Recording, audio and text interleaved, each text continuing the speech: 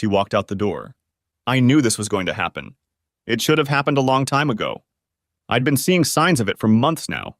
She had been distant or annoyed or ambivalent or confrontational. No matter what I said or what I did, it wasn't helping the situation. There were very few good times during these months. In fact, the good times came when we went out with friends, and that provided a distraction from our miserable lives. My name is Kurt Randolph, and she is my wife, Sue. Well, she's my wife, at least for a while. I've already talked to a divorce attorney to file the divorce papers. 26 years of marriage ends not with a bang, but a whimper. I will call my son and daughters to let them know this weekend. I just don't know where we went wrong. 26 years of marriage, all but the last few have been good. Not great, but good. Life hasn't been a solid cherry, but we've lived well. Our children, Glenn, Julia, and Rachel, are healthy, well-settled young adults. 2 of them are still in college, and 1 graduated 6 months ago. This may have been the catalyst for our problems. The empty nest syndrome started when our first child left for college. It affected her more than I realized. She changed dramatically. From then on, no matter how much I hinted, wooed, or begged, it never happened. It was a change, and I had to get over it, meaning that sex would no longer be a part of our life together. Needless to say, this led to many heated arguments. In the end, I just gave up and took matters into my own hands. There was no point in arguing about it. Why would I want to be intimate with someone who doesn't want me? Then, a few months ago, she started to change, and not for the better. Now she's leaving, and honestly, it's hard for me to feel anything close to sadness. I know where she's going, to a lover. She hasn't bothered to pursue it with me, but with some guy 10 years younger than her, she spends hours in bed. When I first noticed this latest change, I knew something was going on. Sure, it bothered me, but not as much as perhaps it should have. But I had to know, so I asked around. I work 50, 60 hours a week at 3M Corporation in Aberdeen, South Dakota. I'm a manufacturing engineer. It's a great job, except that sometimes I have to go to work at odd hours. Sometimes I'm on call, and if something goes wrong that the maintenance techs can't figure out, I'm the one who has to get the equipment back in working order. In the past, being on call has posed some challenges. Not being able to get away for the weekend and miss the kids' Saturday night soccer games or even a late-night dinner. But the pay is good, and Aberdeen, though the 3rd largest city in South Dakota, is small enough to feel like a small town. I prefer it to big city living. We lived in St. Paul, Minnesota for several years. Not much happens in that town without someone's knowledge. If you ask around, someone knows someone who knows someone who knows something or has seen something. Only a week after I asked, my best friend Paul came back to me with a grim expression on his face. "You were right, Kurt," he said. "What did you hear?" "She has lunch with a guy at least once a week. Carol, one of her coworkers, is my cousin. She said it's been going on for at least 3 months. He picks her up from the parking lot and they come back an hour later," revealed Paul. "Sue works at Mid-States Printing Company. She's a secretary, administrative assistant. I think secretary is now a derogatory term. She's been working there for about 15 years, returning to work shortly after our youngest went to kindergarten. I have to admit that for a 48-year-old woman, she still looks good and doesn't even look 40. I'm sure that's why she was attractive to David Perkins. He's the same scumbag who's been trying to woo my wife. He sells paper at the Heartland Paper Mill in Sioux Falls. He makes regular rounds and calls Mid-States. I checked him out when Paul brought me up to speed. David Perkins divorced with 2 children, ages 7 and 10. From what I understand, he cheated on his wife. She found out and made him sue. That was 4 years ago. I guess cheaters don't mind forcing others to cheat. I wonder if Sue is his only victim. For her sake, I hope so, but I doubt it. It doesn't matter now. Sue left under some lame excuse. Going away alone for a spa weekend to take a break from the tension between us. Alone, what a joke, I know she's going to be with him. And not just for a few hours like 2 weeks ago when she took the weekend off to be with him. Carol called Paul, who called me when he found out Sue was taking the day off. I took the day off too and followed her as she pulled out of the parking lot. She drove to the Holiday Inn and guess who was waiting for her? That's when I called my divorce attorney and started the process. She was supposed to get a summons on her resort weekend.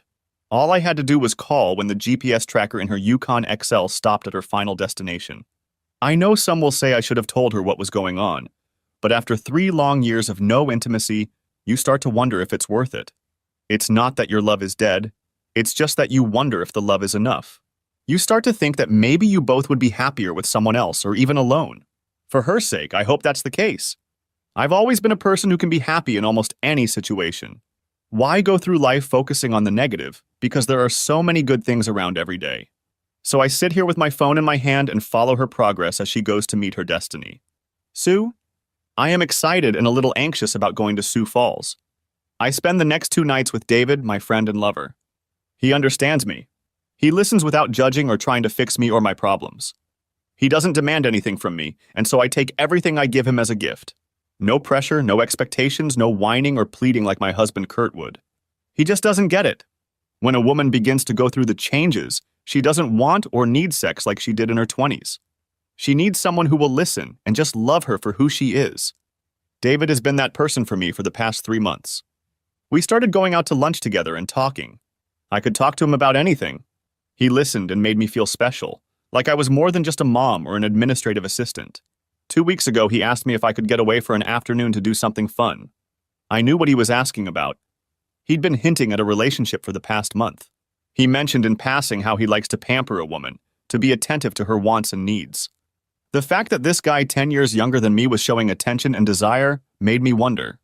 I agreed to take Thursday off. I had some free time. He booked a room at the Holiday Inn. I was nervous, of course, but I figured this was a guy who knew me and cared about me. I wanted to show him that I cared about him too, and thank him in a special way. When I arrived at the hotel, David invited me into the room and we sat in chairs and talked for a while. He complimented me on my looks. "Sioux, you always look so good. You dress smart, businesslike. I don't know how your boss manages to get any work done." I blushed and giggled a little. He's so cute, and I'm glad he noticed my attention to his appearance. Then he leaned over to me and kissed me. I thought, when was the last time Kurt kissed me like that? I know it's been years. A few minutes passed and we were already doing it on the bed. I wanted to get home before Kurt did, so I got up, took a quick shower, and got dressed. "Do you think we could go away for the weekend?" David asked me. I can rent a riverside inn near Sioux Falls, and we can enjoy the view, nature, and each other. The fall leaves are just reaching their peak. That sounds like a good idea. But I don't know what to tell my husband. Tell him you're going away for a spa weekend. You need to get away to be yourself.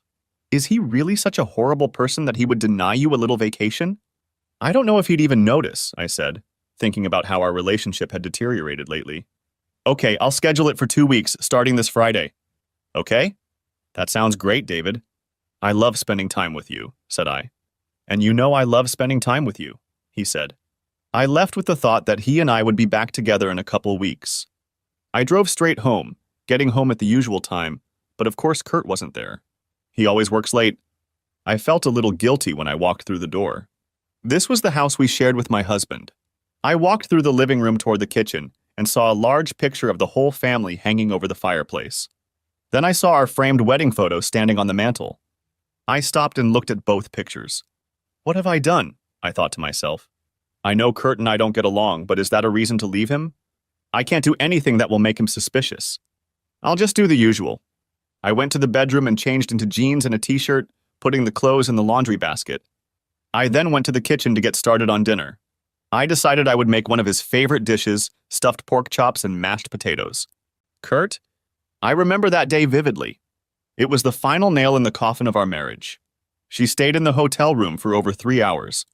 I'm not an idiot, I know what they were doing, but it broke my heart.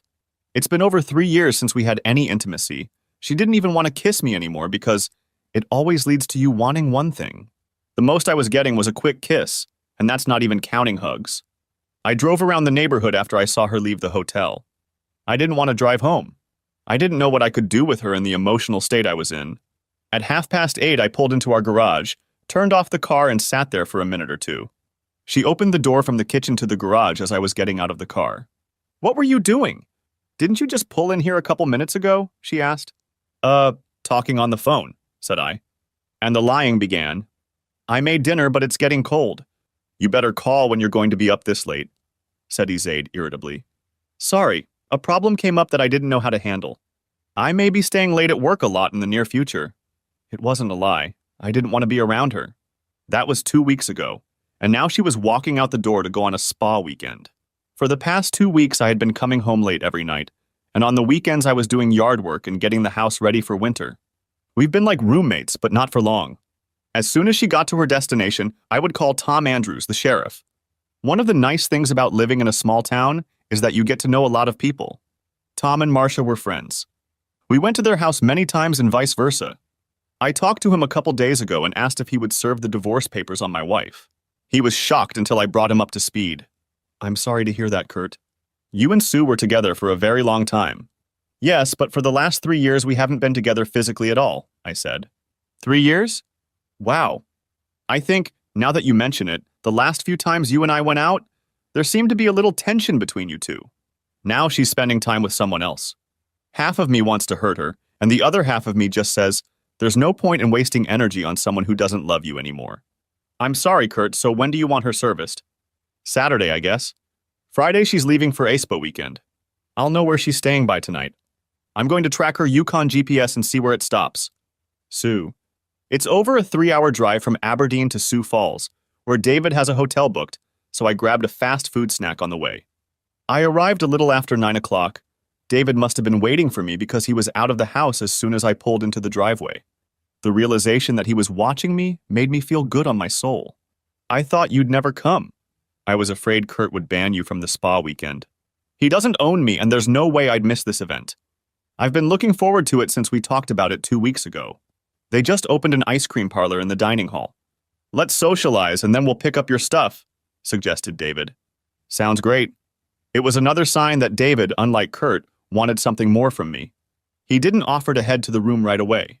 After introducing ourselves to the hosts and other guests, we fed each other ice cream with cherries and whipped cream. I could tell David couldn't wait to start over by how much he touched and caressed me during the meeting. The bed and breakfast is lovely, and the host and other guests seemed very friendly. After we ate ice cream, we took my things to my room. Our room was probably the largest room available, and it overlooked the river. I bet tomorrow in the light of day it will be stunning with all the fall colors. Kurt? Sue's GPS stopped working. I checked the address and found that there was a bed and breakfast there. Now I knew where to apply. I called Tom. What's up, Kurt? A little numb right now.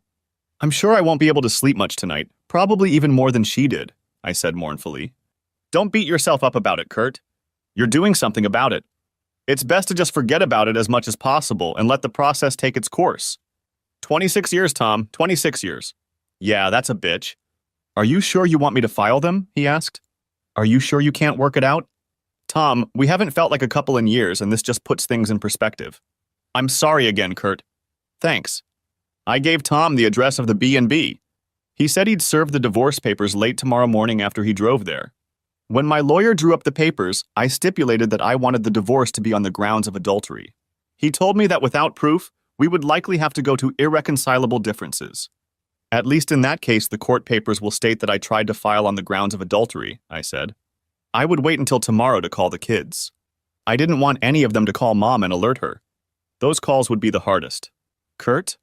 It was a restless night. I only managed to get 2 hours of sleep.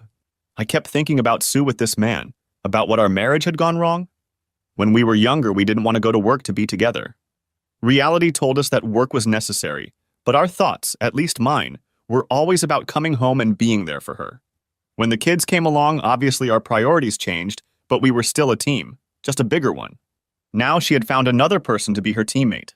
Our life together is over. This morning she will be served with a summons, and we will each have our own team, just on different sides of the courtroom. Me with my lawyer, her with hers, fighting for whatever we can get out of the remnants of our life together. I lay on the bed and stared off into space. I hadn't even bothered to undress last night. I should probably get up, take a shower, and change into something presentable that didn't look like it had been slept in. Sue.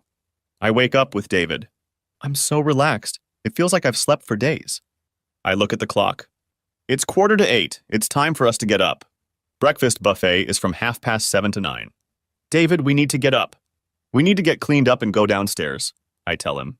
Let's skip breakfast and continue what we started last night, he says. I need a refresher if we're going to do this all over again, I say. Oh, Kurt, I say to myself, what's happened to us? I haven't felt intimacy with you in years. It used to be us against the world. I sink into reflection, remembering my life and the wonderful events. My wedding, the birth of my 3 children, vacations, graduations, and soon our son's wedding to a girl he's been dating since his junior year of college. The bathroom door opens and I wipe my eyes and fix my makeup while David gets dressed. I can't look at him. I don't want him to see the moisture in my eyes. Are you ready to go eat? He asks. Yes, I say quietly. We walk down to the dining room and greet our hosts and the other couples. At the buffet, we grab some wonderful food. Everything looks so delicious that I find it hard to limit myself, but my figure tells me to watch what I eat. We sit and eat in silence. David tries to make light conversation, but my comments are restrained. I look around the room. There is an older couple celebrating their 50th anniversary. There is also a young couple who seem to be celebrating their first anniversary. The rest of the couples are of various ages.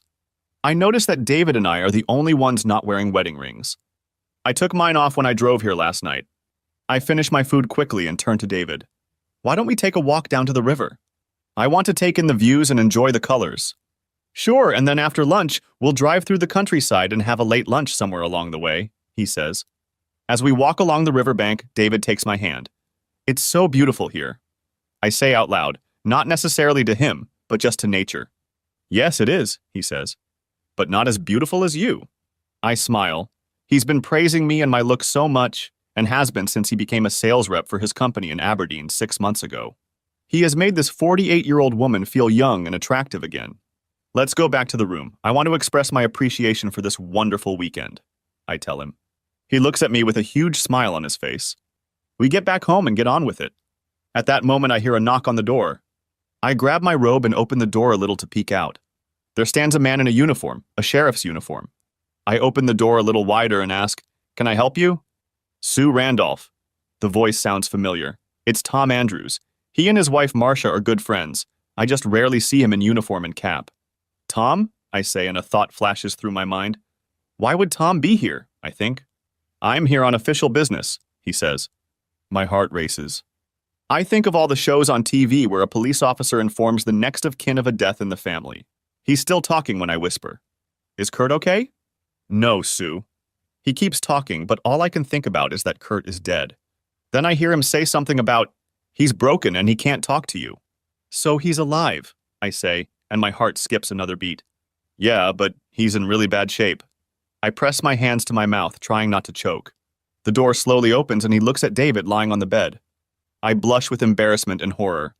Then he holds something out to me and says, "You've been served," and pulls out his phone and takes a picture. I'm confused. What? I say as he turns and walks away. What? I don't understand what's going on. What? I repeat, completely confused. Oh my God, I say, falling to the floor. Look on the bright side, Sue. Now we can go outside and not hide it. Oh my God, I repeat. After a few minutes of lying on the floor, I get up and pick up my phone. I try to call Kurt, but the call goes straight to voicemail. Kurt, I just got a call from Tom. He told me I was right.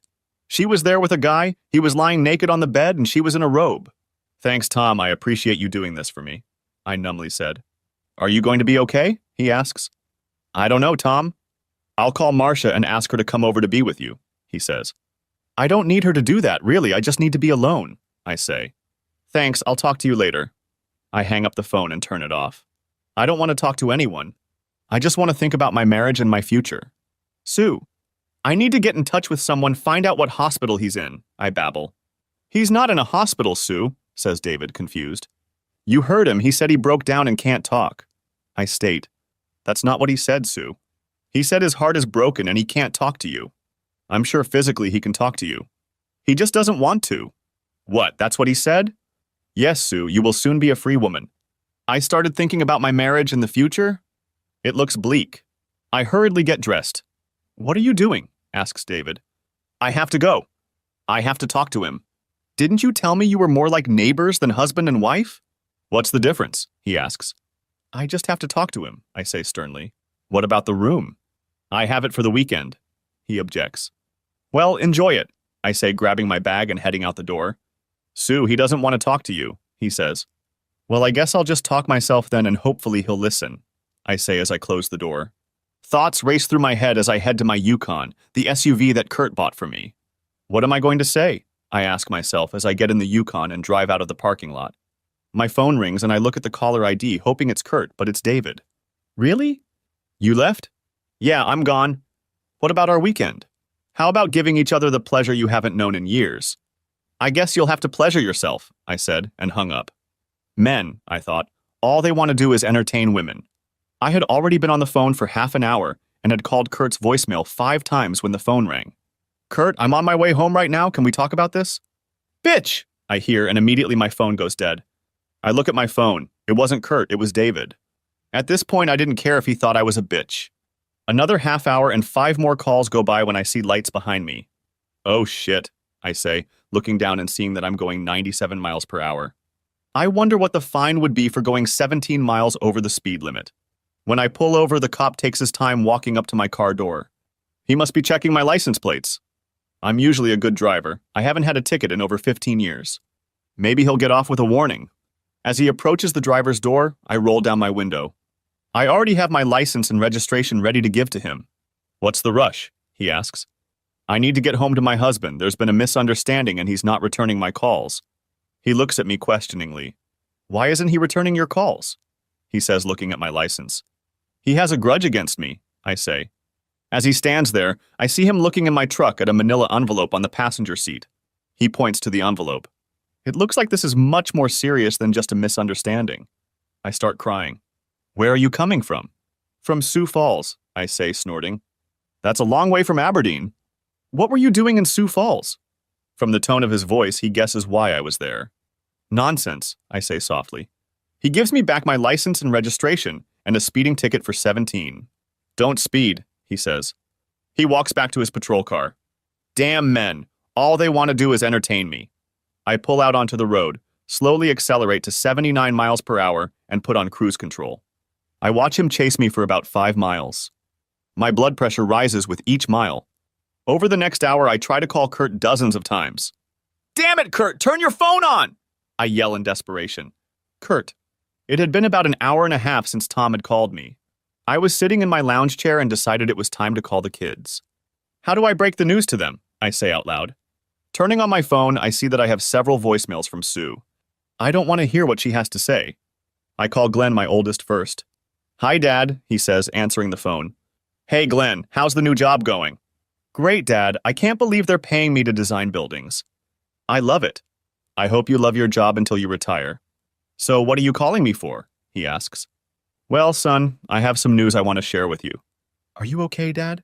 Physically, yes. Emotionally, no. What do you mean? Glenn, there's no easy way to say this.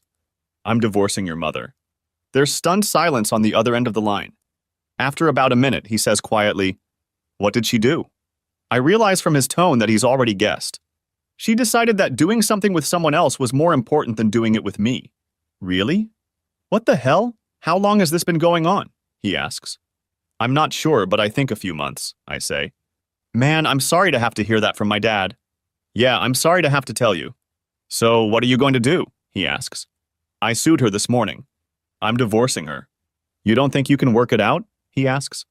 Glenn, if Janie cheated on you, what would you do? I ask. He thought for less than a minute, then said, She'd leave. I'd throw her ass out. Janie is Glenn's steady girlfriend. In fact, Glenn confessed to me that he was going to ask her to marry him on New Year's Eve. He's already bought the ring on an installment plan. I'm so happy for them. Please don't call your sisters. I want to tell them. I'll try to reach them tonight. I won't, Daddy. I'll call you tonight and discuss it again. Thank you, Glenn. Thank you for understanding. We'll get through this, Dad. Don't hate Mom for this. That's between me and her. She's still your mom and she needs your support. I don't know how much support I can give her, Dad, he stated. I know, but you have to try, said I. Okay, Daddy. She's still my mom. I love her, even though I don't like what she did. I understand, Glenn. I love her too. I just don't like her anymore. I'm sorry, Dad. You don't deserve that. Take care of yourself, son. You too, Dad. Bye. See you, Dad. I hung up the phone and sat staring into space. I was deep in thought. At that moment, my phone rang, and I answered it without even thinking. Hello? Said I. There was silence on the other end of the line for a few seconds. Then a voice said, Kurt? Oh, Kurt, thanks for answering. We need to talk about this. I ended the conversation. It was Sue, and I didn't want to talk to her. I turned the phone off and sat staring at it. Someday I would need to talk to her, but not now. Sue. I got Kurt on the phone, but he hung up before I could say what I wanted to say. Frankly, I was surprised he answered. I'd gotten voicemails so often that I didn't expect to meet him in person. But now that he answered, I was overcome with anxiety. What am I going to tell him? How do I explain what I did? Sure, I could say I was sorry, but what else? I decided that I needed to think and gather my thoughts about what I would say when we finally talked. I was driving in deep thought when I heard a zing and thought, what was that? I looked around in the Yukon and looked at the dashboard. A low fuel message popped up. I had never heard or even seen that before. Kurt always kept my tank filled. I've never had to fill up on my own. I wasn't sure how far I could drive before I ran out of gas, so I immediately started looking for a gas station. I found a gas station, not the most famous one, but it has gas, and that's the most important thing. I get out of the car, grab my purse, and pull out my debit card. I insert the card, enter the number, and pull out the nozzle. I turn around and look for the gas tank cap. Shit, I say. It's on the other side of the truck. I hang the nozzle in place, sit back down, and turn the truck around. I had to put my debit card back in and pull the nozzle back out. Now I couldn't get the gas tank door open. I pulled on it, but there was no place to put my finger on it to open it. I didn't remember there ever being a button on the dashboard to open it. I looked around, but no one else was getting gas, so I couldn't ask for help. I put the nozzle back in place and went inside. There was a guy behind the counter watching TV. You could hear the loud noise from the audience. Looking closer, I saw it was a rerun of Jerry Springer's program. "Excuse me," I said. "What can I do for you?" he replied, barely taking his eyes off the screen. "I don't know how to get to the gas tank cap." He looked at my car and asked, "How long have you been driving it?" "A couple years, but my husband puts gas in it for me." "Just press the right edge of the door and it will open." Suddenly, the crowd at the TV boomed and buzzed. The guy behind the counter looked at the TV and said softly, "What a bitch." "What?" said I. "Sorry, not you. That's the woman from the show." He pointed at the TV. I looked closer and saw a caption at the bottom of the screen. It read, "I cut off my husband, but not my boyfriend." I stood and watched as the woman said, "He's a great father and provider, but I'm no longer satisfied with him in the bedroom." I just stared at her, and then the clerk said, "I can't believe that bitch. How could she do that to him?" I felt I had to defend her. Maybe she needed to feel like she was still beautiful. If her husband doesn't give her that feeling, then she should just divorce him. I know that if I were him, I would dump her like a bad habit. I'd kick her to the curb. I couldn't say anything. That's what Kurt was doing to me. I blushed, turned around, walked out, and mindlessly headed for my Yukon. I opened the gas tank door, removed the cap, pulled out the nozzle, and inserted it into the hole. I turned around and put my debit card back in. It wouldn't authorize. I went back and asked the clerk why. "Let me try here," he said. He tried it and said, "It's not working. Do you have another card?" Oh no. I thought, did Kurt cancel my card? I pulled out my wallet and handed him my MasterCard. Luckily, it was still working. "It's okay. I thought maybe your cards were canceled." He looked at me with a look that said, "I bet they'll be canceled soon." I refueled and drove off, my mind spinning with the possible consequences of my actions. I tried calling Kurt again, but again I got voicemail. "Kurt." I didn't expect to hear Sue on the other end of the line. I thought it was Glenn calling me back with something to say, that I was going to tell her when we talked. I wondered where she was calling me from, so I checked her GPS. She was just over halfway back to Aberdeen. I don't want to talk to her. I need to go somewhere. I don't want to be here when she gets back. I go upstairs and pack a couple bags. When I get back to the living room, I see a picture above the fireplace, a picture of us as a family, taken when the kids were young. Those were happier times. Finances were tight back then, but we were happy raising our 3 children. There was our wedding picture hanging on the mantel. I just stared at it. She had ruined our family. I walked over to the mantel, picked up the picture, and hit it with my fist. The glass in the frame shattered and some blood appeared on my knuckles. I took off my wedding ring and put it on the mantel and placed the photo face down on it. I looked around and then walked out to my car, leaving the door unlocked. I drove off, intending to spend the night in a hotel. Checking into my room, I called Julia, my second child. "Hi, Jules," my nickname for her. "Hi, Daddy, how are you doing?" "Do you have time to talk?" I asked. "Sure, Daddy, that sounds serious." "It is, honey." "Talk, I'm listening." "Jules, your mom and I have a problem." "Dad, you and Mom had a problem before I left for college 2 years ago." "What's the problem now?" "Well, you know we both love you, all of you guys. It's just that there have been some recent events that have taken things to the extreme. It's not going to be easy to say. We're getting a divorce." "Dad, I hate to hear that, but honestly, it doesn't surprise me. Before I left for college, you two fought a lot. It seemed like you were never at ease with each other. I don't know what the problems were, but I'll tell you this. You two were not the parents I grew up with.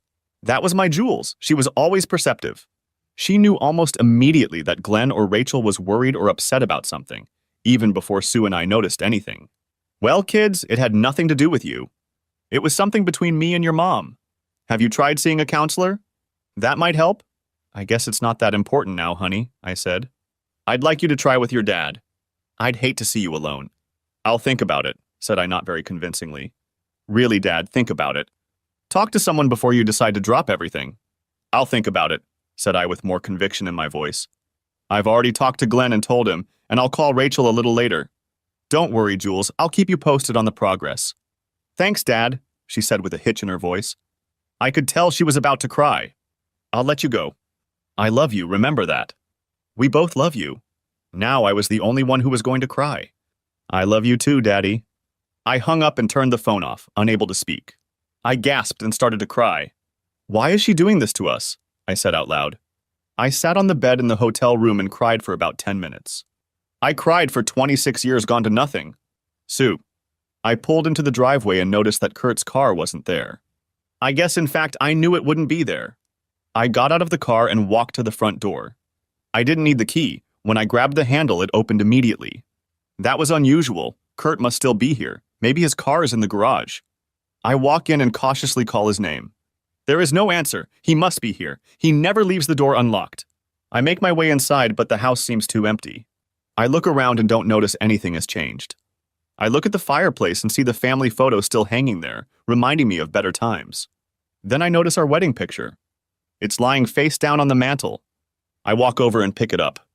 I notice the glass is broken, some lying on the mantel, and Kurt's wedding ring is lying among the glass. Oh my God, what have I done? Kurt? After crying, I turn my phone back on to call Rachel, my baby girl. Hey Dad, I tried to call you but went to voicemail. But I couldn't leave a message, it's full. Hi Rachel, what was your call about? Dad, Julia called me. Oh, I'm sorry, I forgot to ask her not to call you. I wanted you to hear it from me first. So what did she tell you? You're getting a divorce. Is that true? Yes, I filed, I said. Well, I can't say I'm surprised. Huh? Said I. Dad, you and Mom fought for a couple years and then, about a year and a half ago, you just stopped. You barely talked at all. All you did was discuss bills that needed to be paid, chores around the house, and whether or not you were going to see any of your friends this weekend.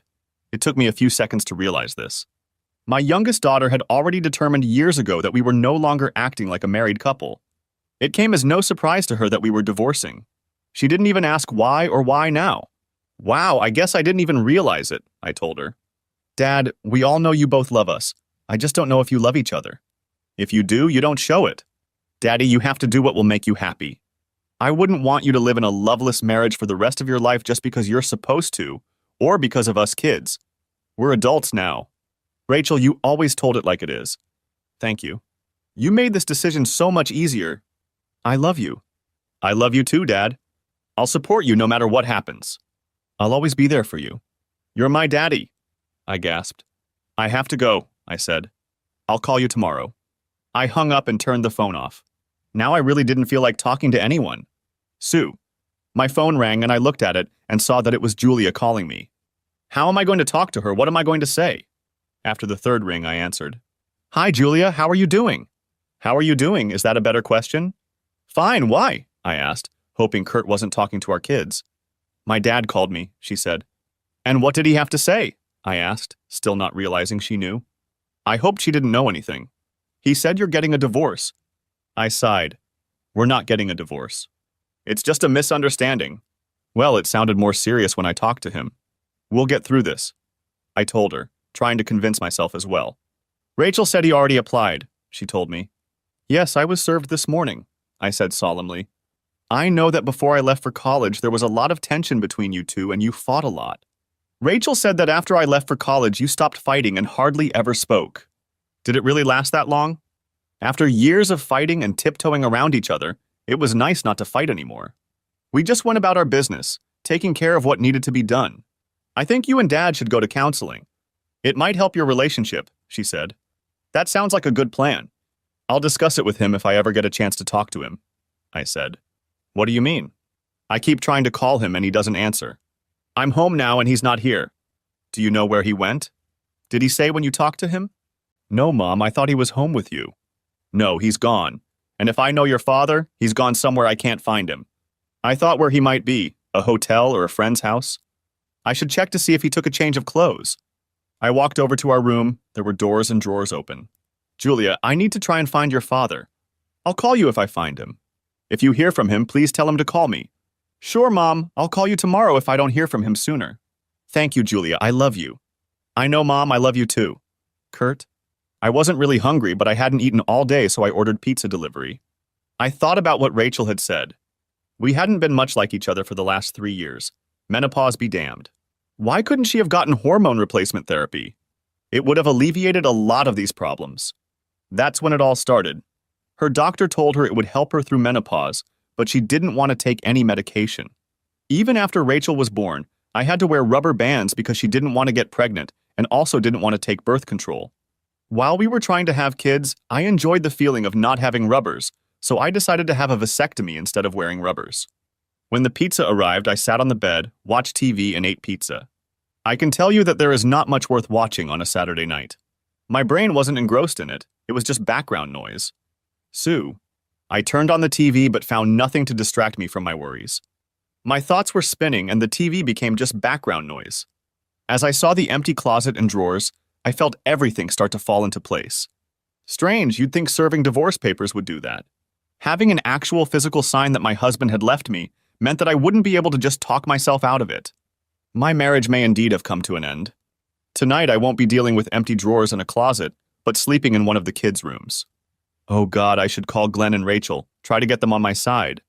Maybe if they all talk to Kurt, they can at least get him to talk to me. Maybe even consider marital counseling. I picked up the phone and called Glenn.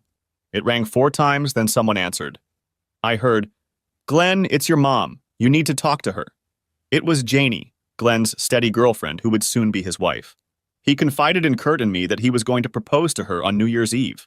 I don't want to talk to her, I heard in the background.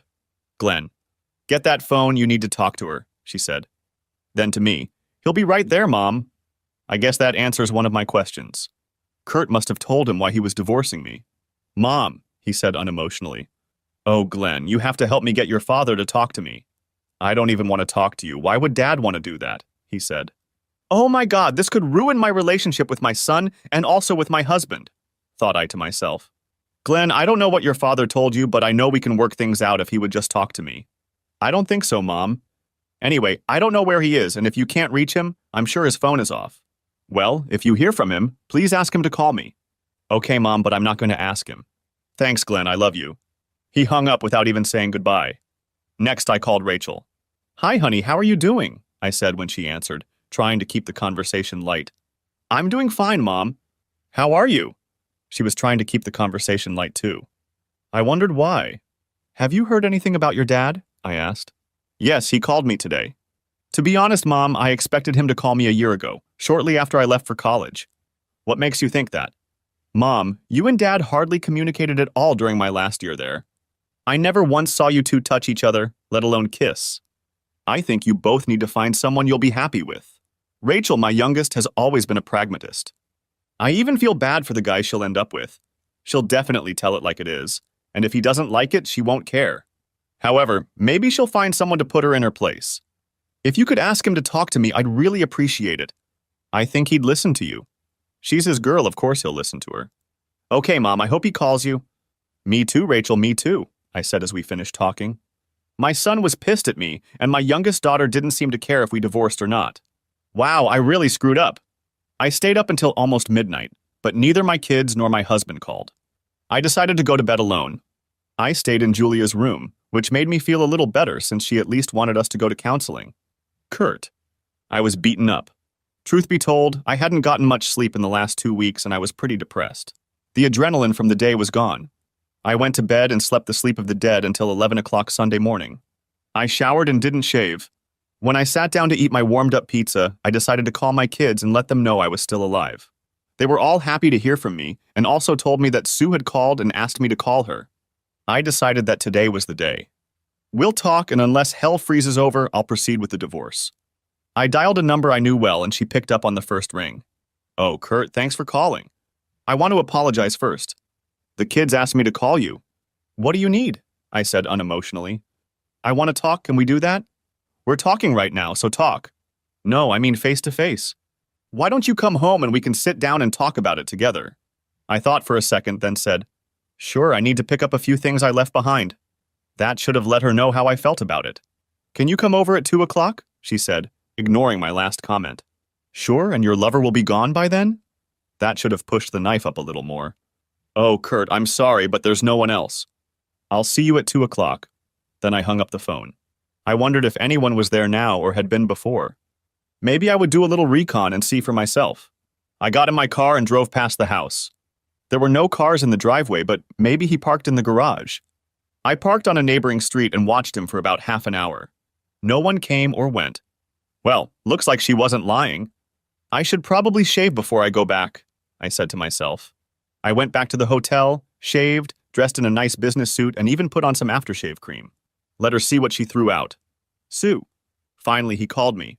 He was brief, unemotional, and even made a vindictive comment, but he was going to arrive at 2 o'clock. I had to get ready.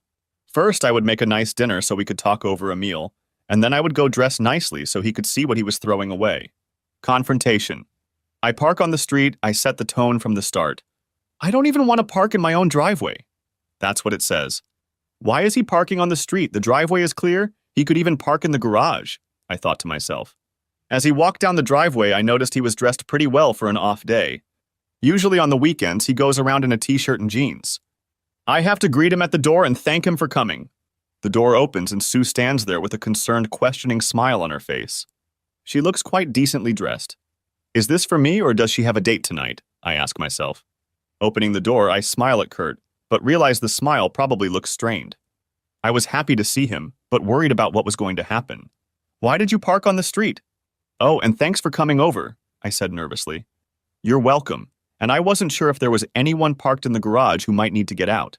I said this, and saw an angry expression appear on her face. Great, my punch had had the desired result.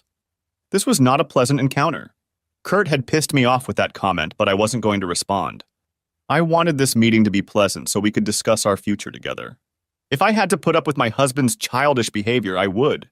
Come in, I made dinner, everything is ready. Sit at the table. I'm here to talk, not eat. Can't we do both? We can have a nice meal while discussing our problems. No, I'm not hungry. I have somewhere to go as soon as we're done, said I. Okay, so I lied. I didn't have anywhere to go, but she didn't need to know that. So that's why he's dressed up like that? I thought to myself. One day and he's already dating some whore after he leaves here. Oh, I said, and you can't call and cancel a date.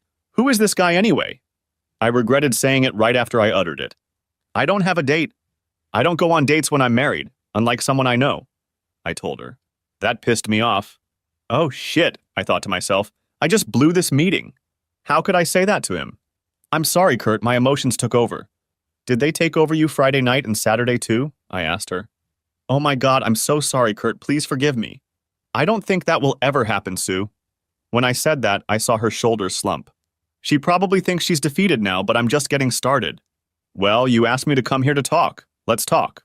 I made my way into the living room and sat down in a chair, and she sat across from me on the couch. Okay, Kurt, I'm really sorry, she said. Are you sorry for what you did or for getting caught? I sat there for a minute, pondering, which is it? If I was being truthful, then I was sorry I got caught. If I hadn't been caught, I would have sat there until tonight. But I was sorry I hurt him, now that he knew. I'm sorry I hurt you, I decided to say. That doesn't answer my question, Sue. I could see her struggling in her head with the real question. Kurt, I don't know, I said quietly. Sue, you have to answer all my questions truthfully. If you lie to me, we will never have a relationship again. I will, Kurt, ask me anything. Did you feel any guilt Friday night driving to Sioux Falls? Yes, I answered honestly. Where did you meet him? How did it come to this?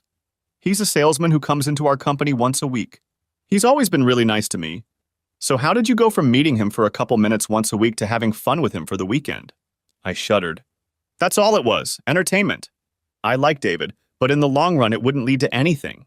After all, I'm married, at least for now, I thought. He asked me to lunch, and I said yes. What's wrong with that? Tell me, what's wrong with that? Nothing if it was just one lunch, but we started going to lunch every week when he made sales calls. And how long did that last? It went on for several months. You didn't think there was any problem with that? He was so nice and really complimented me and my looks. He made me feel young again. So that's all it takes to get in your pants? Just compliments and niceness? I had to put that remark in, since I hadn't gotten in her pants in over 3 years. No, Kurt, we were just comfortable with each other, and then he asked me to go with him to a bed and breakfast for the weekend. So he was the first? He must not have been the first because I'm sure the other guys were nice and complimented you. When was the first time? I've never done it before him, Kurt. You have to believe me. No. I don't have to believe you, I said loudly. When was the first time and with whom? Friday night with David. She did it, she lied. You don't spend hours in a hotel room just talking. I stood up without saying a word and walked to the front door. Where did he go? I thought as he got up and started to leave. He headed for the door. Kurt, don't leave. We're not done talking yet. I got up and followed him. He turned around and looked at me with a mixed expression of sadness and hatred on his face. Sue, you lied to me. I told you that if we were going to have any kind of relationship, you had to answer my questions truthfully. You lied, Sue. You lied. Oh my God, I did lie. I thought, how did he know about the time we spent together a couple weeks ago? God, I'm stupid. Of course he knew. How else could he get me to serve if he didn't know? I collapsed back onto the couch, resting my head on my hands and cried. I'm sorry, Kurt, I lied. We were already together about 2 weeks ago. I took the day off and we went to a hotel. How had he found out about that incident? He was working late that night. I even cooked his favorite meal that had gone cold waiting for him to come home. Oh God, he knew he came home late on purpose and I yelled at him for not calling me, thought I. So what are we going to do next, Kurt? I asked. You're going to get yourself a lawyer and we're going to get a divorce. So you're going to ruin a good marriage over this? Yes, 23 years of a good marriage gone down the drain. Kurt, it's been 26 years. He couldn't even remember how many years we'd been married. Yes, but only 23 years of a good marriage. The last 3 have been a waste of my time. Now I was out of my mind. He thought the last 3 years had been a waste of time. How could he think that? I jumped on him. Screw you, Kurt! Not the last 3 years. What did he say? Thought I. Then I said, oh, not the last 3 years? What do you mean? I mean, we haven't had fun in over 3 years. Is that what this is about, sex? Yes, sex. You can give it to someone else but your husband who you've cut off from you for over 3 years. How many conversations, discussions, and arguments have we had because of that? I reflected. We had had nothing, no real intimacy for over 3 years. I didn't want or need him when menopause hit. I begged, tried to turn you on, and even pleaded with you, but you told me to get over it. Well, I guess that's what I'll do with it. I'm just sorry I procrastinated for so long. So you're giving up on our marriage? Rachel noticed it long before I did. She just told me yesterday that I have to do what makes me happy and that I can't live in a loveless marriage just because that's what I'm supposed to do. I told her. So you're throwing away our marriage. What do you think we should do, Sue? Julia thinks we should go to counseling. I think that's a great idea. For what purpose, Sue? So that we can live happily ever after until death do us part. Nice, I remember those vows. I also remember forsake all others. Did you forget that or does it not matter?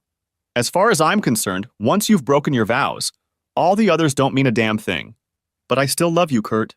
You have a strange way of showing it. I told her, goodbye, Sue. Get a lawyer. With those words, I walked out the door. Sue.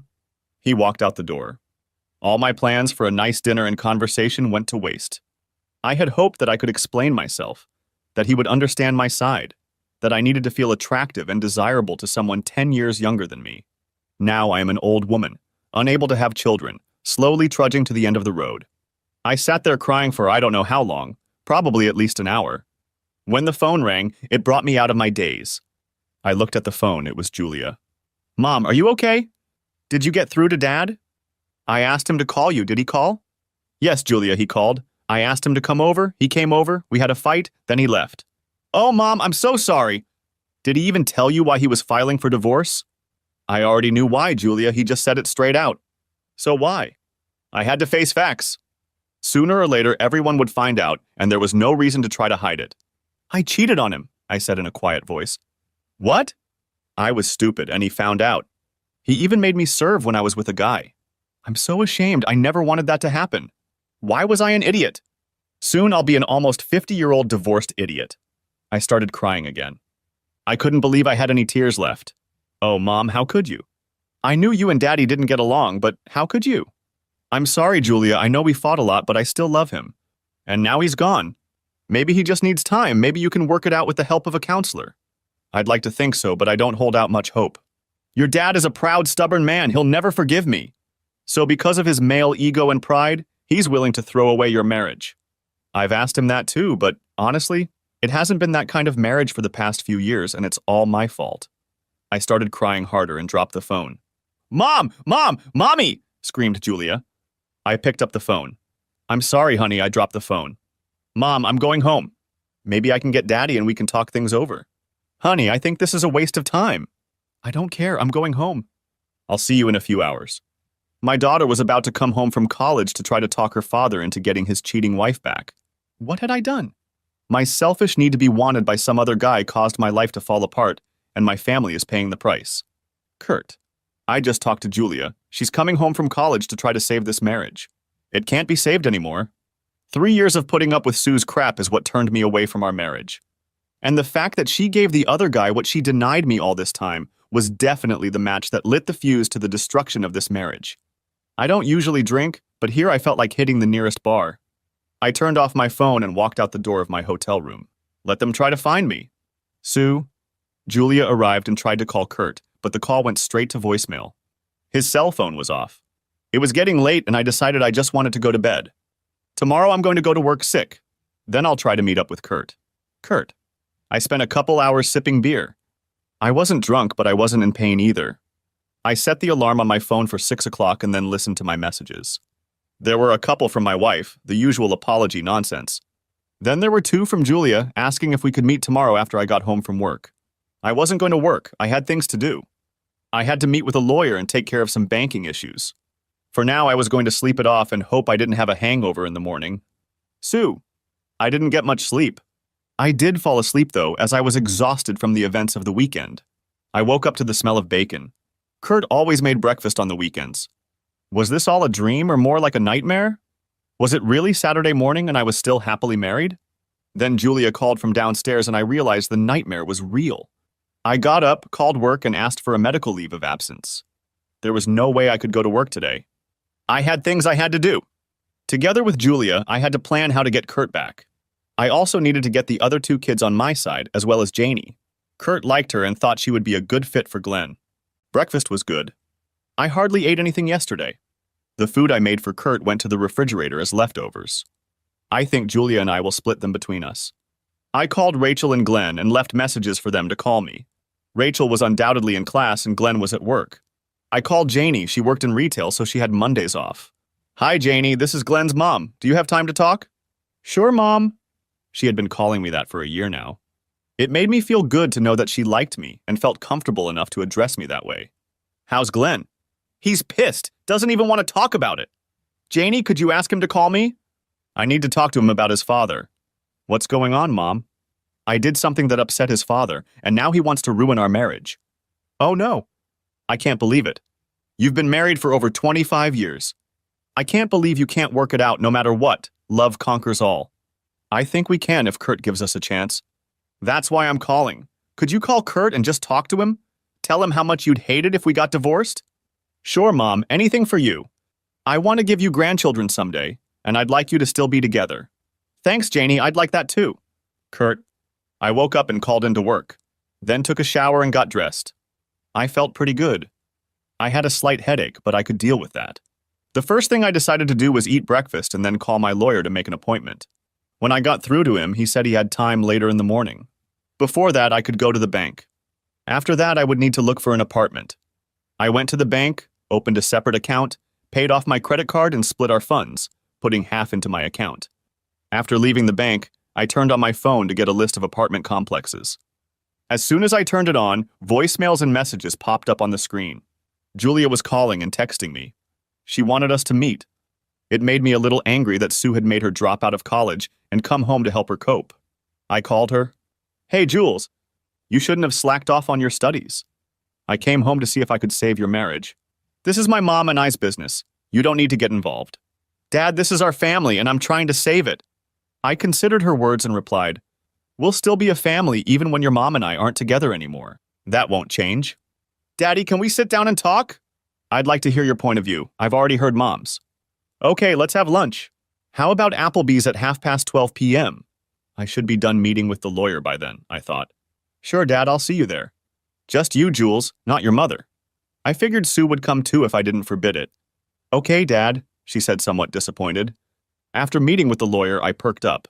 He said that with the picture Tom had taken when he served Sue, he thought an adulterous divorce was a no-brainer. I didn't see it, nor did I want to see it.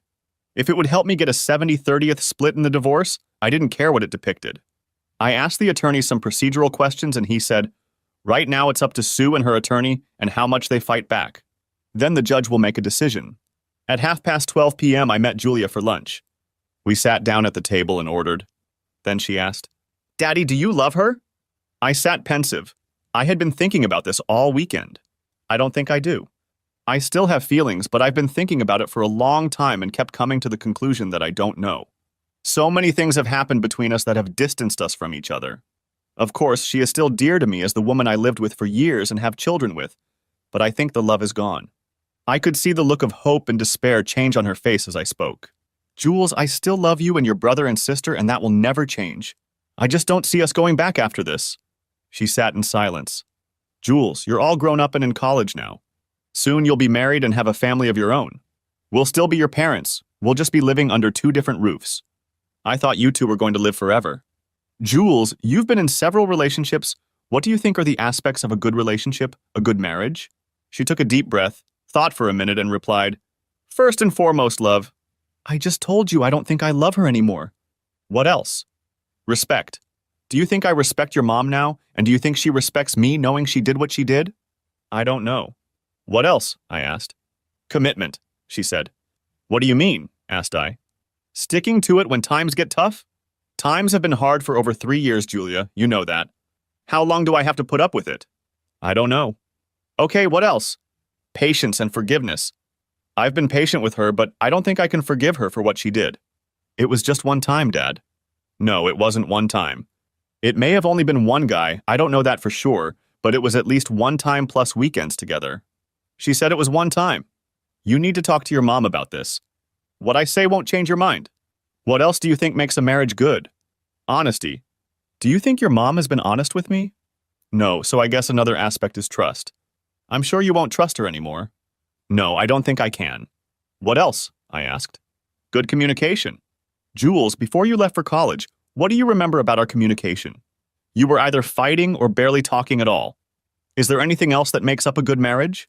Selflessness, a willingness to do anything for your partner, even if it's not what you want to do. That's good.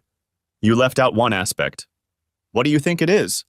Well, physical intimacy, of course. That goes without saying. I'd like you to ask your mom about it, see what she says. Julia looked at me with a puzzled expression on her face. At that moment, the waitress came in with the food. Jules, let's enjoy our food and change the subject. Let's have a great father-daughter dinner. Okay, she said. I could see she was trying to make sense of everything we had just talked about. By the end of lunch, we were talking about school, boyfriends, politics, just about everything. But the elephant was still in the room. Jules, tell your mom to get a lawyer. It's the only way we can work something out. I will, Dad, she said meekly. After lunch, I went to Central Park. I sat on a bench just watching people and enjoying the fall day. As I sat there, I thought about my conversation with Julia. She had accurately summarized many of the reasons I was divorcing Sue. I hoped it would be over quickly, but I had my doubts about that. On Tuesday, I went back to work. I have to admit that my thoughts were not occupied with work at all. Sure, I was thinking about Sue, but I was also thinking about what kind of jerk was hitting on a married woman. He had to pay somehow. Karma could be a bitch, but I wanted to help her out a little. I needed to find out more about this David Perkins guy. All I knew was that he was a divorced 38-year-old man with 2 kids who worked at Heartland Paper. So I called in a private investigator. I gave him all the information I had on him, paid his debit card bail, and told him to contact me when he had dirt on him. I know it's stupid to throw good money away on bad garbage, but I needed the information, and if Sue kept seeing him, it would add fuel to the funeral pyre of my marriage. Around 3 in the afternoon, my friend and coworker Eric Van Dorn peeked into my office and said, "Are you free for lunch tomorrow?" "If you're buying, I'm free all week," I said. "No, I'm not buying. We're going to Holland because you know what they say." Yeah, if you're not Dutch, you're not much." He said it so many times I swear I heard it in my sleep. "Then I'll stop by tomorrow around noon, okay?" he asked. "Sure," I replied. Eric is the head of purchasing at our plant. That's a fancy title for someone who does procurement. He's really good at it. If I didn't know better, I would have thought he was a woman, since he likes to store and on other people's money. Plus, he's Dutch, so he always finds the best deals. I wouldn't say he's cheap, but that's only because I don't speak ill of my friends. That night I sat in my hotel room and couldn't decide which apartment to rent. There was no hurry, but I wanted a good one, because I could stay there for a long time. The phone rang. The number was unfamiliar, but I answered it anyway. "Hi, Dad." It was actually Janie, not my real daughter. But after Glenn and her had been dating for about a year, I insisted she call me Daddy. "Hi, Janie, what can I do for you?" "You can forgive your wife," she stated peremptorily. "That's not going to happen anytime soon, Janie," said I curtly. "Why? Don't you love her? Isn't she your wife? Doesn't she deserve your forgiveness?" "Janie, this is not a conversation we should be having," I said sternly. "I think love can conquer all things, so I think you can overcome this. Janie, I don't mean to be rude, but our problems with Sue are ours to solve or not to solve. Don't try to interfere." She stammered. "Goodbye, Janie." I hung up the phone. I was furious. Sue was making others try to convince me to take her back. She should be the one to blame, not me. Now I was worked up and I wasn't going to fall asleep anytime soon. I decided to go to the gym and run on the treadmill. Running allows me to let out the energy that has built up in my mind to think. I analyze my life, all the good times. I will always have these memories with or without my marriage. What did the future hold for me if I got her back? All I could think about was that if I decide to stay married, I will never forget her actions, both 3 years before and after the affair. I would always harbor animosity toward her. What kind of marriage would that be? Would I always want to get back at her for what she did? If I somehow managed to stay married, what kind of marriage would that be, even more like the one we've had for the past 3 years? No thanks. I looked down at the treadmill. I had run 4 miles and didn't even notice. Maybe I should get mad more often before running. It would help me run a marathon. I got off the treadmill and headed back to my room, wiping myself off with a towel. I'll sleep well now as I'm exhausted to the max. Sue, I went out to work again today. I was distracted, but I still did my job. I was glad to get home even though it was so empty. Julia went back to school early in the morning. I got busy doing laundry to take my mind off my problems. As I carried the basket of dry laundry into our bedroom, the phone rang. I put the clothes on the bed and pulled out the phone. It was Janie. "Mom, I think Kurt is mad at me. I called him and told him he should forgive you, and he quickly blew me off. He's a stubborn man." "All men are like that, Janie," I explained. "Well, I think he's being stupid. You guys can get over it." "I hope so," said I. "Sorry, Mom, Glenn just walked in. I'll talk to you later." Now I felt bad for dragging her into this. I didn't think Kurt would be rude to her. I guess I was wrong. I guess I don't know Kurt as well as I thought I did. Kurt. Wednesday at lunch with Eric, as soon as we sat down at the table, he said, "What's going on with you, Kurt?" "What do you mean?" I asked. "You haven't been yourself for at least the last 2 weeks, and then you called on Monday. That's not you. You never miss work except when you go on vacation." "I didn't realize it was so obvious," I said. "To most people it isn't, but to me it is." I was quiet for a minute, then said, "I'm getting a divorce." "What, really? You've been married forever." "No, only 26 years, and we won't make it to 27. "What happened?"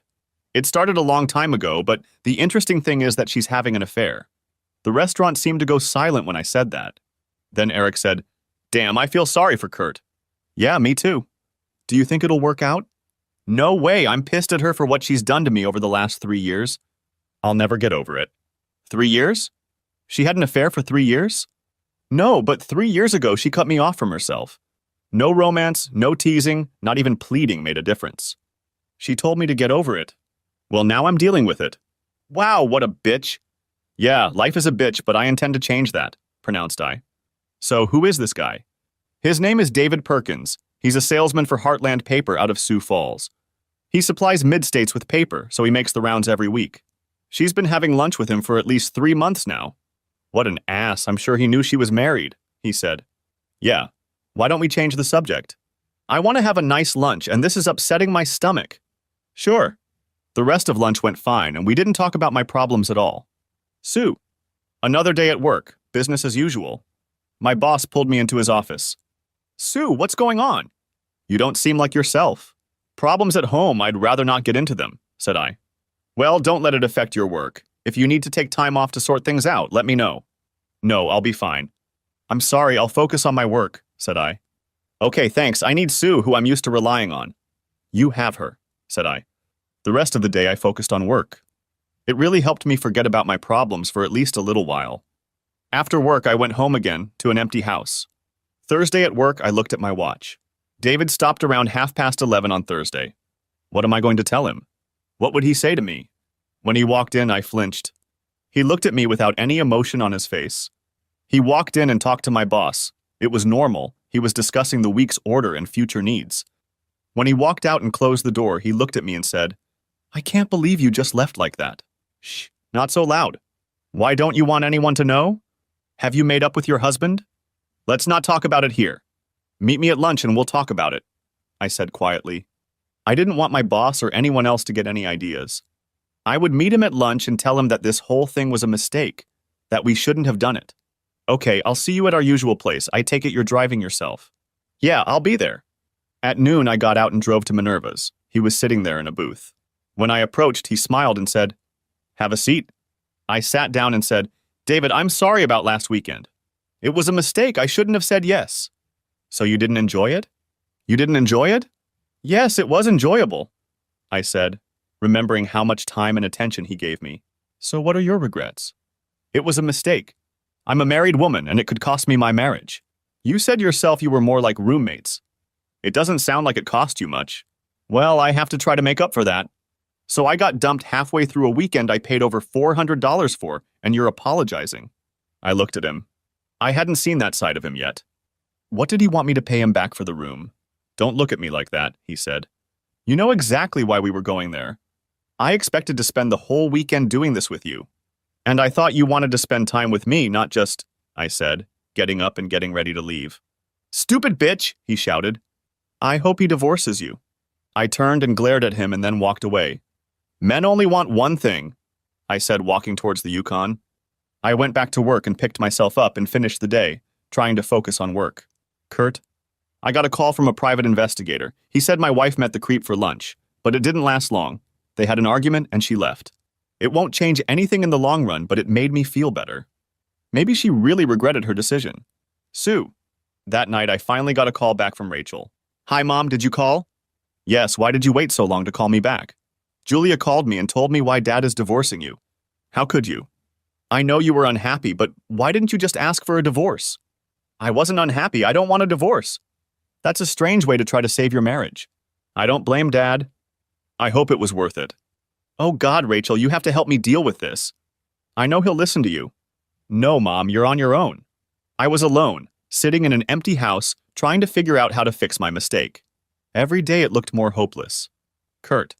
My weekend was spent looking for an apartment. Sunday afternoon, I found one that fit my needs. It was a 2-bedroom in case one of the kids wanted to stay. Sue. I spent the weekend looking around the house, remembering all the good times we had, all the Christmases, Easters, birthdays, and Thanksgivings. Thanksgiving was only a couple weeks away. Would we be together on that day? Would there be much to be thankful for? I decided to make sure all the kids would be here. I called all the kids. Rachel and Julia confirmed when I told them I would invite Daddy and asked if they would ask him to come too, for the family. Glenn was a little harder to convince, but with Janie in the background, he finally agreed. Now it was up to me to put my best foot forward to make this dinner bring back fond memories. Kurt? On Tuesday, I received an invitation in the mail. It was from Sue inviting me to a Thanksgiving dinner at our house. I threw the invitation away. The only thing I was thankful for this year was that I finally made the decision to end this whole shebang. Over the next 2 weeks, I moved into my apartment, picked up furniture on Craigslist, and set up a new home for myself. I also got a call from Rachel saying that her mom had asked her to call me and invite me over for Thanksgiving. She understood when I said no. Glenn also understood when I returned the favor. Julia, however, begged me to change my mind, and although I had a hard time saying no to her, I still agreed. Fortunately, Janie didn't call me. Apparently, she understood what I was talking about last time. The Monday before Thanksgiving, I was walking to my car after work and saw Sue's Yukon parked next to my car. She got out of the car as I approached. She was well-dressed and looked great. Confrontation. Part 2. "Kurt," I said with a smile and in my nicest voice. "What do you want, Sue?" said I very sharply. "I never got a response to the invitation to Thanksgiving dinner. I'd really appreciate it if you'd come, and so would the kids." I hoped he couldn't say no in person, especially if I mentioned the kids. "That's because I threw it away the same day I got it," I told her, hoping she understood what I was talking about. I hope you thought about it and changed your mind about coming for the sake of your family. I had to get him to focus on the kids. I already told the kids no when you asked them to call me. They know I'm not coming. Why don't you invite your lover instead of me? I'm sure he won't go to his ex-wife since she remarried. Oh, but maybe he'll go to one of his other whores. You know he has 3 other women in mind, and 2 of them are married. I guess he likes to entertain married women. What was he telling me? David had 3 other women in mind besides me, and 2 of them are married? He's not my lover. I've barely spoken to him since that weekend. I realized from the look on her face that she didn't know about the other women. The money I'd spent on a private investigator was worth it to see that expression on her face. Yes, I heard you had a fight when you went to lunch with him the following week. From the look on your face, I'm guessing he didn't tell you about his other women. Oh, Kurt, can we just forget about it? I'll never do anything like that again. Go through this so I can go home to a loveless marriage? No thanks. If you want it, I can give it to you. I had to make him forget that objection. Sue, I can't make love to you because I don't love you anymore. I'm sure you weren't worried about being pregnant anymore. So he must have given you some kind of disease. If you haven't already, you should get checked out for your own good. Oh shit, I thought to myself. Kurt was right because I knew I couldn't get pregnant. I should probably get tested. I made a mental note to go to my doctor. I'm sure what Kurt said is true. He probably has other women besides me. I'm so stupid. You haven't thought about it, have you, Sue? I told her. It's over. If you haven't already, get a lawyer and sign the papers, I told her. I'll get a lawyer and I'll fight it, Kurt. I know we can go back to the way things were before. You'll see. Well, at least we're making progress. She's going to get a lawyer. It's about time. I got in my car and drove away while she stood there begging me to talk to her. Sue? He drove away and we never resolved anything. Gosh, I wish we had talked it over. I got in the Yukon and drove home, crying the whole way. Tuesday at work, I noticed my boss is on edge. He tells me he has a meeting with the president and vice president, and it doesn't sound good. After the meeting, he comes up to me and tells me that after lunch, there will be a mandatory meeting for everyone in the plant. At 2 o'clock, we fill the lunchroom. The president is there and he opens the meeting by letting everyone know that they will have Friday off as well as Thanksgiving. There were a lot of happy faces, 4 days off. Then he gave us the bad news. Actually, he said, for the foreseeable future, you will have every Friday off. We've lost a major client and will be limited to 32 hours a week, Monday through Thursday. You'll all keep your benefits, but we'll be tightening our belts until we can find new accounts to make up the shortfall. The mood instantly changed from joyful to somber. When I returned to my desk, my boss spoke to me, asking if I knew what was going on at 3M. Nothing as far as I know. Is this the account we lost? Yes, and it accounts for most of our sales. We have to either get it back, find new customers, or downsize. So far, all the unpaid employees are working no more than 32 hours. I can't believe this. Kurt did this out of spite.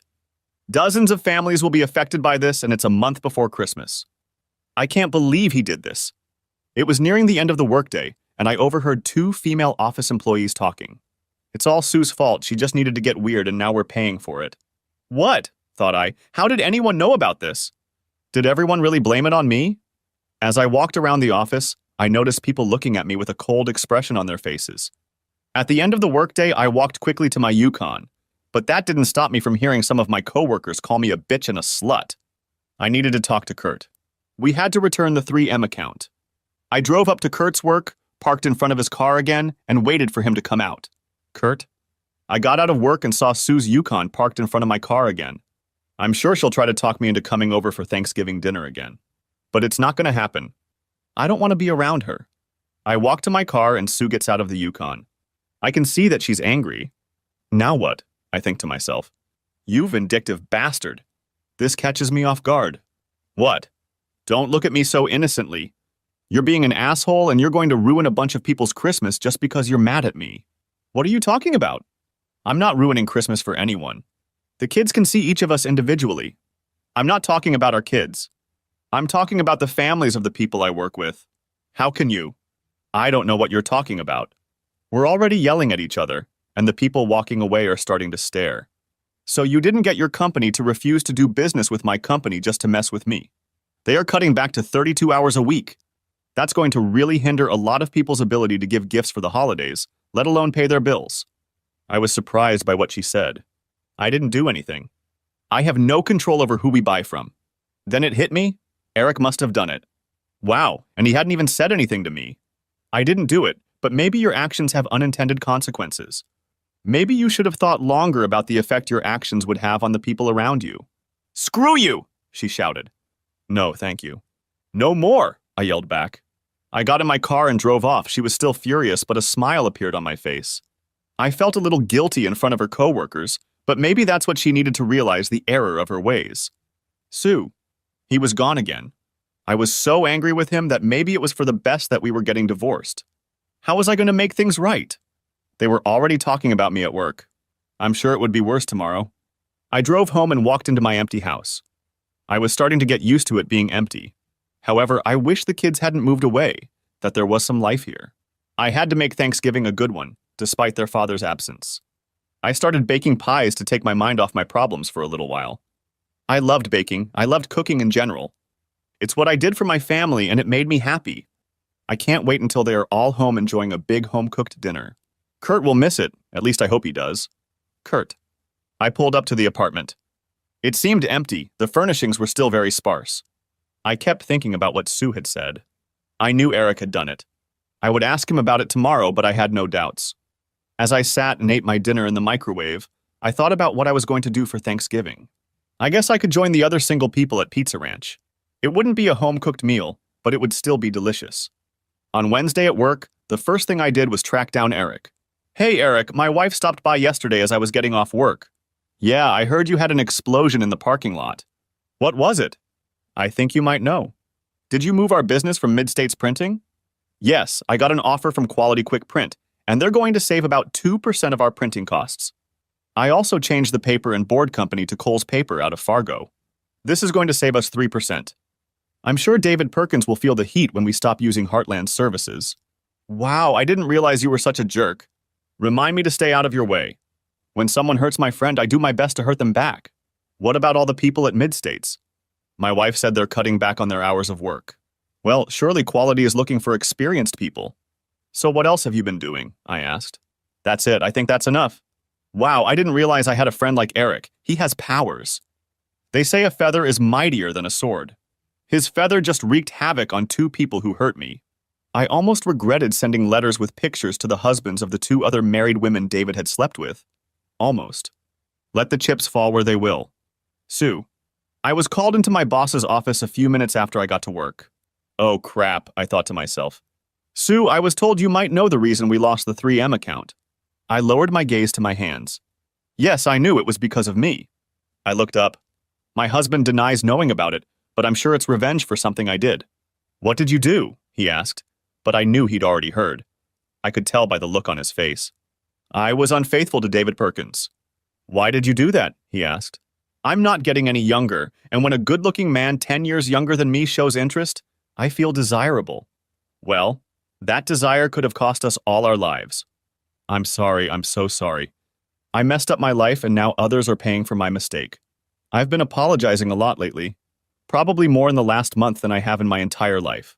You know there are already rumors about this. You're going to have a rough time of it. I know, I've heard some of that already, I told him. You've been with me for almost 15 years, so I know your job. I'm not condoning what you did, but I won't punish you for it either. However, I cannot forbid others from speaking out against you. I will not tolerate offensive language, but I will draw the line here. Thank you, I will do everything in my power to try and fix it. I promised him. That would go a long way toward earning your forgiveness, he said. Thank you. Well, at least I kept my job for now. As I approached my desk, I felt contemptuous eyes on me. I had done my job better than I had in years. I had to prove to my boss that I wasn't staying here for nothing.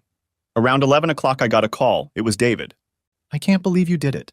That's what I heard when I picked up the phone. Did what? I asked. You made your husband get back at me. What are you talking about? He works for 3M, right? Yes, but what does that have to do with anything? His company just dropped us as a supplier. That's going to hit my sales and commissions hard. They also dropped us as a printer, so it's not just you that's affected. They cut all our work hours down to 32 a week. I hear you guys are probably going to drop us too. I wish I'd never met you guys. That's your fault. You're the one hitting on married women. In fact, I hear I'm not the only conqueror. You have at least 3 other women you're dating, and 2 of them are married too. Who told you that? My husband. So he's the one who sent the letters to their husbands. He's taking his anger out on me because his woman can't be faithful. All you women are bitches. I wish I'd never met you in the first place. If I don't lose my job, they'll probably give me the shittiest territory. Kurt, tomorrow is Thanksgiving. There's nothing to be thankful for. 26 years of marriage has faded into oblivion. I called all the kids and invited them to come over, making them promise not to give my mom my new address. We'll see if they come. Sue? I got up early, partly because I didn't sleep well, and partly because I need to stick the turkey in the oven and start making other dishes. I doubt I'll see Kurt, but I'm still holding out hope. Maybe he'll feel guilty for not showing up when all the kids are in. Around noon, the kids start arriving. The food is almost ready. Is Daddy going to cook? Asks Julia. I don't think so, dear, but we can hope, I said. I'll call him and invite him again, she said. I knew it was probably a futile gesture. After 26 years of living with this man, I knew how stubborn he could be. I knew from the tone of the conversation that he wanted to tell her he wasn't coming. Well then, let's sit down and have a nice dinner without him, said I. We sat down at the table and were already halfway through when Julia said, I can't believe he's so stubborn. He should be willing to at least come to Thanksgiving dinner. Then we could all talk about it and maybe get forgiveness. Dad is hurting. His wife betrayed him, said Glenn, looking at me, and I realized he was mad at me. Their marriage wasn't very strong for at least 3 years. They fought all the time and then they just stopped talking, said Rachel. Then, looking at me, she said, I'm sorry, Mom, you know it's true. What happened, Mom? Asked Glenn. Why did you two start fighting? Were you having an affair then too? Wow, that hurt. My kids saw the destruction of our marriage and think I slept with someone 3 years ago. No. We were fighting about something else. I was faithful, well, until about a month ago. Why did you do that, Mom? Asked Julia. Well, like you said, your dad and I hadn't been getting along very well lately. We were more like roommates. One day a guy started flirting with me and suggested we go out to lunch. I thought, what's wrong with that? So I went with him.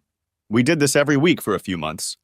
Well, then one thing led to another, and we slept together, I said, trying not to look them in the eye. And now you want to get him back? Just forgive and forget? Move on with your life like nothing happened? Said Glenn. I know it's not that simple, but I'd like him to forgive me. I've apologized over and over again. He should forgive you, said Janie. What? Glenn looked at her like she'd lost her mind. If he loves her, he should just forgive her, she said. How can you say that? Loyalty is the cornerstone of a good marriage, said Glenn. Love is the cornerstone. You can't build a relationship on fidelity alone, she said. You're right. Love is the cornerstone, and if you love someone, there's no way you'll be unfaithful, replied Glenn. But love conquers all. If he loved her, he would have forgiven her, she repeated. So you think that if you cheated on me, I should just forgive you? If you loved me, you would forgive me. You're going to cheat on me? Asked Glenn accusingly. I don't think so. I don't have any plans, but you can't predict the future, she replied. So you can't make a commitment and say you're never going to cheat on me? I can say I won't, but if everything everyone says were fact, we wouldn't be getting divorced. Everyone would stick to their wedding vows, for better and for worse, in sickness and in health, until death do us part, she said. What about leaving everyone else behind? That too, she replied. You have to be willing to love and forgive those you love. I could see the situation was getting out of hand, so I said, let's not talk about it now, but just give thanks that we are all healthy and can spend time together. I saw the look on Glenn's face. It was like he looked at Janie in a new light. As the saying goes, the rose has bloomed. I'm sure they'll work things out, I said to myself hopefully. Kurt. The kids stopped by after hanging out with Sue. I was glad to see them. There was tension in the air. I hoped it would pass with time. I didn't talk about their mom. We just discussed school and Glenn's new job. My kids were adults now. They had their own lives, and they weren't my kids anymore. How time flies. As they were leaving, Glenn put his arm around me and quietly said, Dad, I need to talk to you. I'll call you tomorrow. I smiled and pretended he hadn't said anything. I wondered what he was talking about. I spent the rest of the day watching soccer, reminiscing about past Thanksgivings. On Friday, I got a phone call. Dad? Hey, son, how are you doing? Dad, I think I need to break up with Janie. What? I said. Why, have you always been enamored with her since you first met her? Dad, the conversation at Mom's yesterday was about the impending divorce. I was sorry to hear that. I hoped that Sue and my problems wouldn't be a problem for our children. Just because your mom and I couldn't last forever doesn't mean you should give up hope for your own relationship. Dad, we were talking and Janie kept saying that you should just forgive her. When I questioned her about what Mom did, It seemed like there was nothing wrong with it. She just felt that if it happened to her, then I should just forgive her too. When I asked her if she was going to cheat on me, she said, "I don't think so, but I can't predict the future." I was shocked by that attitude. I know Glenn loves Janie, and I believe Janie loves him. Was she being realistic, or was she just so hung up on love conquers all that it was almost a license to do anything? And if you love me, you'll forgive me? Son, I think you two need to work this out. Go to premarital counseling or something, but I think you both need to be on the same page on this. You both need to go into marriage with a clear understanding that there are some things that, no matter what, you will never do. I don't even want to talk to her about marriage until I have that assurance. I can understand that. I said, think about premarital counseling. Thanks, Dad, I will. I hung up the phone, thinking about what my son was going through, the questions, the indecision. This was something he had to decide for himself. However, I was concerned about Janie's attitude. Would she cheat on Glenn? Would she expect him to forgive her no matter what? What if he was on the other foot? What if Glenn cheated on her? What if it happened more than once? Would she continue to forgive him? It's a slippery slope if you haven't identified acceptable behaviors and committed to the other person. Sue? The following week, I decided I had better see a lawyer. I explained my situation to him. I told him that I wanted to fight for a divorce. He assured me that at least we could get court-ordered marriage counseling. As I left the office, I felt a sense of relief about my life and what the future held for me. Whether we stay married or not, I will be able to make my point and be heard. Kurt. My attorney called. Sue had hired an attorney and wanted counseling to try to save the marriage. My lawyer said the judge will probably order it, so it's best to get it over with now to cut down on the time for a final divorce decree. Sue, I got Kurt to agree to see a marriage counselor. We're meeting today. Hopefully we can work out our issues and get past them. I know it won't happen in one session, but maybe if we have some time we can make it work. Kurt. I walked into the psychologist's office to get this over with. It may only take 1 or 2 sessions for the counselor to decide that the marriage is irreparable. The counselor is a woman, so I think she'll side with Sue. All I have to do is be patient and let her know that the relationship was doomed even before she cheated. That was just icing on the cake. The counselor asked me to tell her why I wanted a divorce. We are estranged from each other, and I don't feel the damage done can be repaired. And what do you think that damage is? She asked. 1. Trust. I don't think I'll ever be able to trust her again. First, communication. We haven't talked in years. Second, love. I have lost my love for her. Third, commitment and fidelity. She has devoted her time, energy, and emotions to another man and has done it with him more than once. So what do you think led to this? She asked. What was the root cause of all of this? I would say it started with her rejecting my love and intimacy. In short, she cut me off from any kind of intimacy. Sue, would you like to respond? First of all, I still love Kurt. I know the last few years have not been the best. Why? She asked. I lost all interest in sex. I didn't need it and I didn't want it, said Sue. I take it was physiological? You went into menopause? Yes, I just didn't have any desire. Did you speak to your doctor? Did she prescribe HRT for you? I didn't want to take any medication, said Sue. Why? I don't like putting chemicals into my body. So you discussed it with Kurt? She asked. Yes, he just didn't want to understand my point of view. He only wanted one thing. Kurt, did she tell you about her concerns? Yes. And I told her that there were other ways to deal with it other than just saying no. Like what? She asked. I would do my best. I tried, but she blew me off. So I assume the fighting started around this time? Yeah, she wouldn't even try, I stated. And how did that make you feel? She asked. That she didn't love me or want me anymore? Or if she did, she didn't want to do anything about how I was feeling and how it was affecting our relationship. Sue, you stated that you loved Kurt, so why were you unwilling to fulfill his wants and needs? I wasn't interested, and his attempts to coax, pester, and even beg me made me feel resentful of him. Why couldn't he just realize that it was no longer a part of our relationship? Sue, physical intimacy is a normal part of marriage and a way for 2 people to show their love for each other, she said. That's not love. Love is more than that, Sue replied. Yes, love is more than that, but intimacy is part of a relationship, she said. Kurt, tell me what you were doing and what was going through your head during all of this, she said. Well, after a few months of no intimacy, I decided that I would stop trying to initiate and wait for her to take the initiative on her own. I thought maybe on special occasions she would get sentimental and it would happen. I thought maybe at Thanksgiving, seeing how much we live as a family, she would want intimacy, but it didn't happen. Then Christmas. Maybe I'll get a gift from her for Christmas. But that didn't happen. Then New Year's Eve. Let's start fresh. But that didn't happen. Valentine's Day, the most romantic day of the year. We went out to dinner, just the two of us, but again, nothing happened. Then my birthday, nothing. Her birthday, nothing. And finally, our anniversary, we went out again, had dinner and dancing, but nothing happened. From that point on, I just shut down. When we talked, it was unemotional and businesslike. Conversations boiled down to what we needed to get done around the house, or doctor's appointments, or even whether we were going to a friend's house this weekend. We became more like roommates. Sue, what do you have to say about that? She asked. Sue, I didn't know what to say.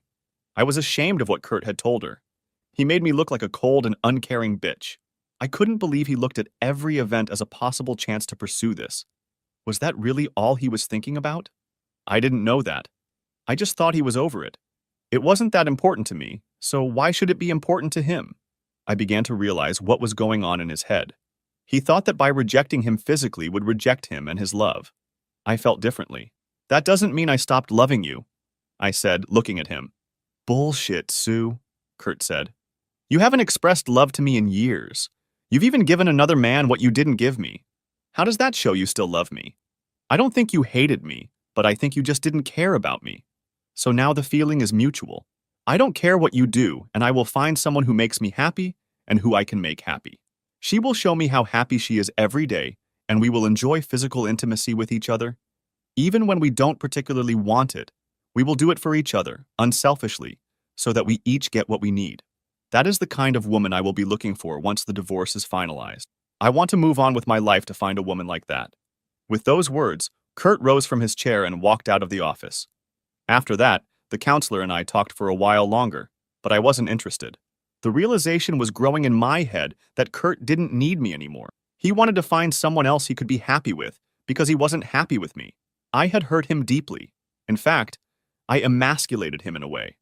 I didn't have fun with him, but I did have fun with another male, a younger male.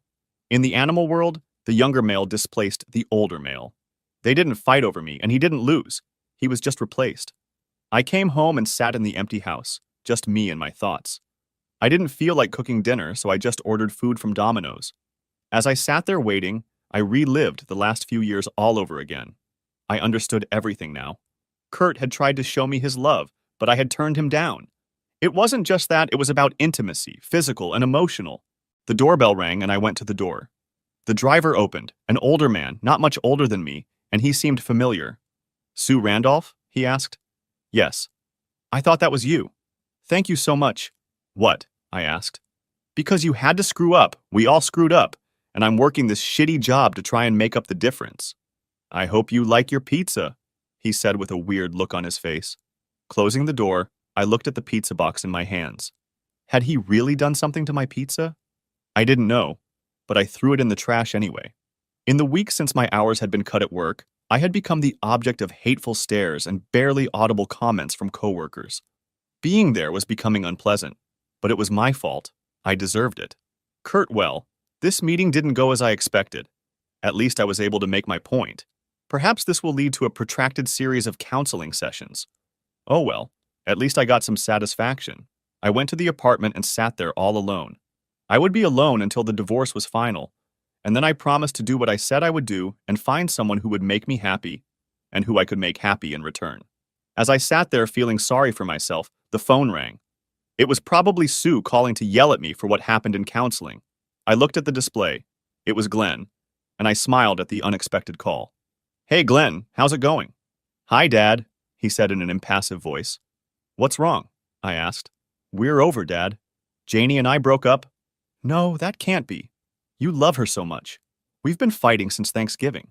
She thinks I'm stupid for expecting her to promise not to do something she has no intention of doing. But she doesn't. I can't go into marriage with these doubts in the back of my mind. Damn Sue, thought I. You've ruined not only our marriage, but also our son's potential marriage. I'm sorry, son. I know you love her. It won't be long, but you'll meet someone you can be devoted to, who will also be devoted to you. Body, soul, and heart. Thank you, Dad. I hope you find someone like that too. Sue, I was sitting watching TV when I got the call. I thought about just sending it to voicemail, but I got curious and looked at the display. It was Julia. Hi, Julia. Thanks for calling. How are you? Good, Mom. How are you? I've had better days, I said solemnly. Well, then I hate to tell you this. I don't want to make your day worse. What's the matter, Julia? Come on, tell me. Glenn broke up with Janie. What? Why? She called me the other day and told me. He's fixated on cheating. He thinks she's going to cheat on him. Oh no, I thought to myself. What have I done? He even wanted her to promise that they would each sign a prenuptial agreement in which everything but the cheater's clothes would be given to the other party. Oh my God, I said quietly. Then I thought, he's his father's son. If Kurt and I had just started out in our time, he would have done exactly the same thing. It was hardly heard of in those days. I guess I could be thankful for that. Well, they had a fight and he broke up with her. She called me in tears, asking why he was so stubborn. I didn't know what to say. Maybe he'll cool down and they can work things out, I said hopefully. But really I knew my son. He wouldn't change his mind about this. I give up, I said to myself, and the next day I called my lawyer. I told him to ask for a 50-50 split, not 70-30 as he had requested, and to change the reason to irreconcilable differences. If Kurt agreed, I would sign the papers right away. I knew that fighting would only delay the inevitable. I hoped he would consider it a good compromise. Kurt. I got a call from my lawyer. We got a proposal from Sue's attorney. She offered to stop counseling and sign the divorce papers if we changed the split to 50-50 and the reason to irreconcilable differences. I told the attorney, there's no way I'm taking that offer. She won't be able to cover up her cheating by changing the cause. Remind her attorney that we have a photograph and the words of the court representative that she was in a B&B with a man other than her husband on the bed. I will agree to a 50-50 split if she agrees to another. He said he would talk to her lawyer and see what they could agree on. Sue Kurt declined my offer. His lawyer reminded me that they had a witness who saw David naked on the bed. How could I have forgotten that? However, he agreed to a 50-50 split. I told my lawyer to take him up on that offer. I had pretty much decided I wasn't going to stay in this town when it was over. St. Paul was nice when we lived there. Maybe I'll go back there, or maybe I'll leave for warmer climes. Either way, I won't have to deal with people in this town shunning me anymore. I thought back over the past year and how things had changed. The next day, a new salesman from Heartland Paper came to work to try to get our business back. I asked him where David was. In the hospital for at least another day or two, he said. Why? I asked, not trying to sound too concerned. He was beaten up pretty bad. Looked like he'd been hit with a baseball bat. I've been transferred to this area and he'll be transferred to South Central Dakota when he's recovered enough to get back to work. Do they know who beat him up? No, he said 2 guys jumped him from behind. He didn't get a good look at them. I wondered if Kurt was involved. Maybe it was one of the other husbands, since Kurt had let them know. I should call David to check on him, but that might give the wrong signal that I was done with him. Kurt Shee had accepted the offer. Now all we had to do was wait for our time in front of the judge. Since we both agreed on everything beforehand, it should go quickly. I think about the years we spent together, and I'm still angry about what she did to us. Our whole family would be different now. I wonder if I will ever be able to have a heart-to-heart talk with her. Sue. The house was so empty that I was looking forward to selling it and splitting the proceeds.